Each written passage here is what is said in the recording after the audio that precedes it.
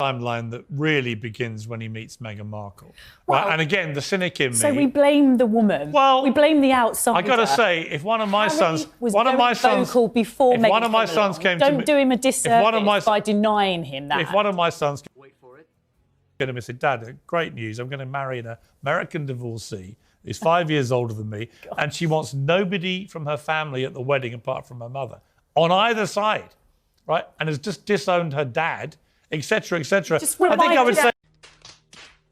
To be fair, I think I'd say, lads, if I were you, happened to her father. If I were you, I'd swerve this one if I were you. What happened to her father before the wedding? And her father had staged the photographs, etc. Yeah. But, and let's remember the mood around the time of that wedding. There was a huge sense of optimism about what she could bring, and that Harry had finally found someone who could hold their own and could deal with. I wrote a piece on the wedding day myself about what a breath of fresh air it was to see a non-white wedding with a woman from a biracial American background. Are you serious?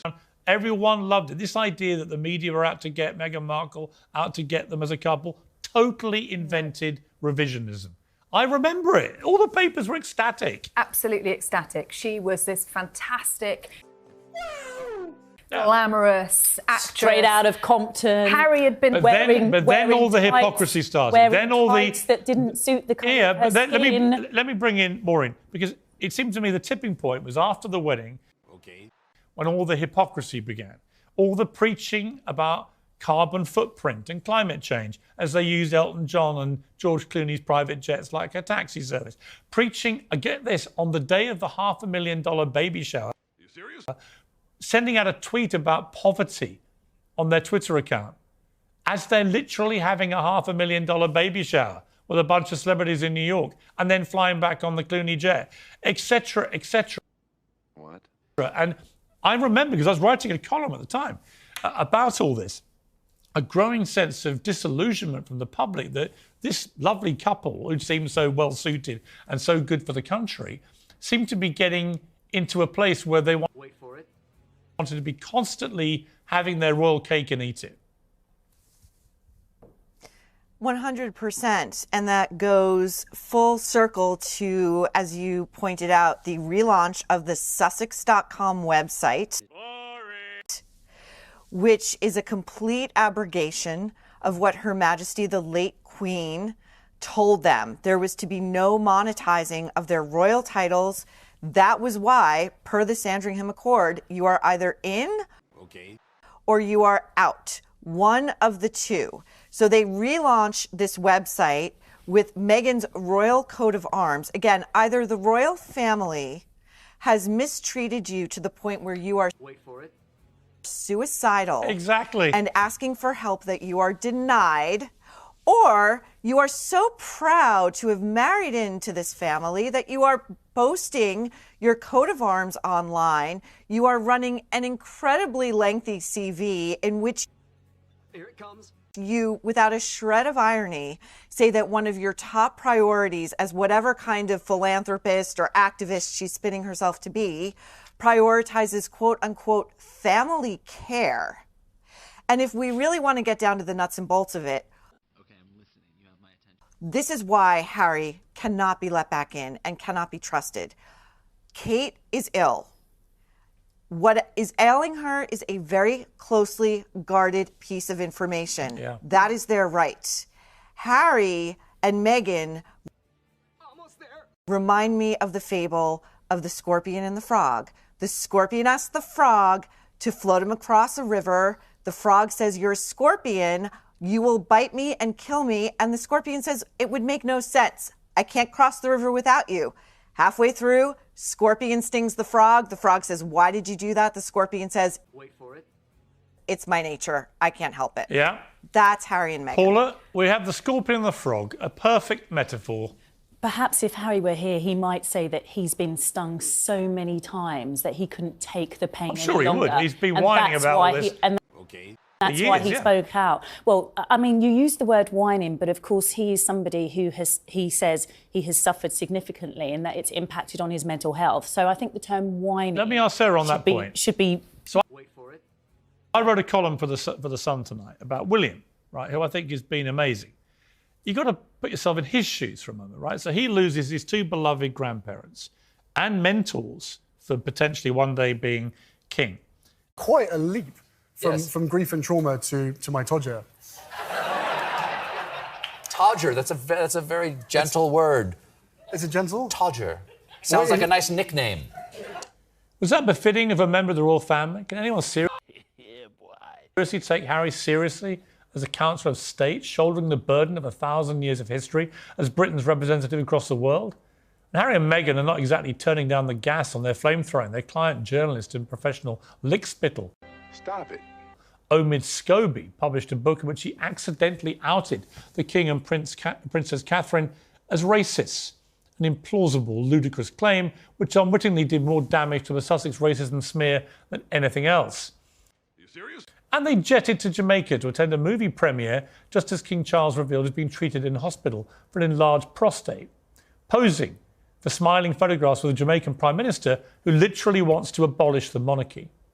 For Harry to now claim he's ready and willing to serve his country and his king is frankly an insult. We all know what this is really about. Netflix is reportedly planning to pull the plug on Harry and Meghan's $100 million deal. Their series caused a lot of media outrage, but didn't even crack the top 200 shows on the platform last year. Spotify cancelled Meghan's dreary podcast. Without their royal links, the brutal reality is that Harry and Meghan are of no interest to anybody. And that's why they're rebranding yet again to double down on their dubious royal status. Their previous website, Archewell, inspired by their son Archie, now automatically redirects to sussex.com. A glossy picture of the couple dominates the main page, overlaid with a text to the office of Prince Harry and Meghan, the Duke and Duchess of Sussex. The website has nothing to do with king and country or the royal family, and Harry and Meghan have no royal duties to speak of. They never put a shift in. They're brazenly exploiting the institution they simultaneously profit from trashing, and we're all being taken for the ride. The late Queen was right. They can't be half in, half out, and they're out.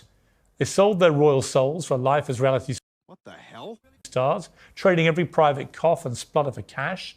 The King should now return the favour and strip them of their tenuous titles and end this Sussex circus for good. Well, to debate all this, this is my royal pack, the uncensored contributor, Paula Rowan-Adrian, the royal editor, Sarah Hewson, and from New York, the columnist Maureen Gallagher. Well, welcome to all of you. All right, let me start with you, Sarah, to set the scene here for what's really going on behind the scenes. Lots of messages seemingly being communicated to the media. Mixed messages, I think. Very much mixed messages. What do you read into it? What should we read into it? It's really hard to read between the lines here, but there were reports over the weekend that Prince Harry has made it be known that he would be willing to make a temporary return to the royal fold to try and relieve some of the pressure on the royal family while his father do we and believe his sister-in-law this, first of all? Look, I mean, it looked well sourced to me. Yeah, I think it's probably very likely that he has said at some point, and perhaps in some ways we could say it's laudable. He said, look, wait for it.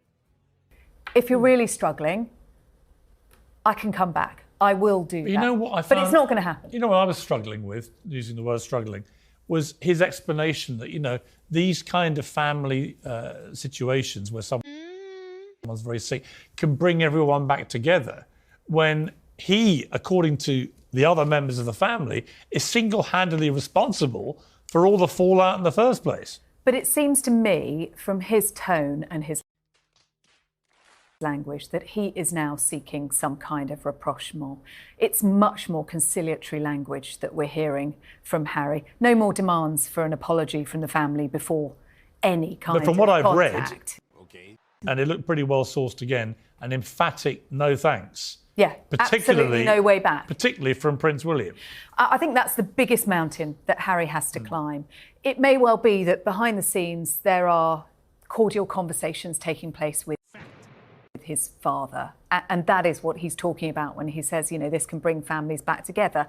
And so it should. You know, his father has cancer and has always wanted Harry to come back. There's a big difference between family relations and then Harry making an official comeback as a working member of the royal family. The terms of the Sandringham summit were absolutely clear. All in the late Queen or all said, out? you can't be half in, half out. Okay. You're in or out. Let me bring in Maureen here. I mean, Maureen, I've got to say, whenever we try and find people in America to defend Harry and Meghan, it's almost impossible. Nobody wants to come on and defend them over there. What is the mood? Very good question.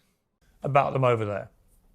Well, Piers, this is, again, it seems like we talk about this all the time whenever I'm lucky enough to do your show, the feeling of Americans, and we have absolutely had it. Are you serious? And the temerity of Harry to go on an American morning breakfast program, Good Morning America, and use a sort of trumped up event. That doesn't make sense.